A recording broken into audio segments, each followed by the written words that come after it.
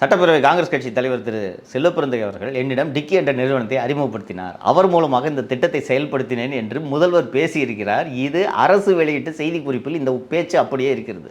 Okay. அப்புறம் செல்வப்பிரந்தை பேசும்போது இன்னொரு விஷயத்த சொன்னார், உங்களுக்கு நினைவு இருக்கும்.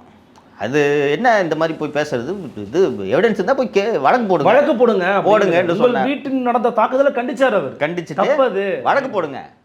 அதுக்காக துப்புரவு தொழிலாளி இழிவாக பேசக்கூடாது, அவன் வெள்ளை சட்டை போடுறது பிடிக்கல என்றெல்லாம் சொன்னார். நினைவு இருக்கா? சரி, அவர் அண்ணன் சொல்கிறார் வழக்கு போட்டுருவோம் என்று ஒரு வழக்கை போட்டு அது உயர்நீதிமன்றத்தில் மாண்புமிகு நீதிபதிகள் திரு ஜி.ஆர். சுவாமிநாதன் மற்றும் திரு லட்சுமி நாராயணன் அவர்கள் முன்பு புதன்கிழமை விசாரணைக்கு வருகிறது. புதன்கிழமை விசாரணைக்கு வரும்போது நீதிபதிகள் 2 பாயிண்ட் புடிச்சிட்டாங்க.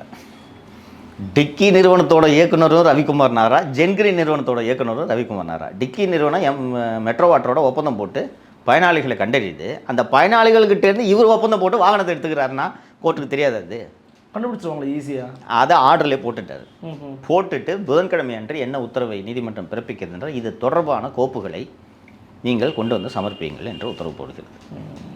இன்று இந்த வழக்கு விசாரணைக்கு வரும்பொழுது அரசு தரப்பு வழக்கறிஞர் நான் 200 கோப்பு இருக்குது, அதெல்லாம் எடுக்கிறதுக்கு நேரமாகும், எடுக்கிறது கஷ்டம், கால அவகாசம் வேண்டும் என்று கேட்கிறார்.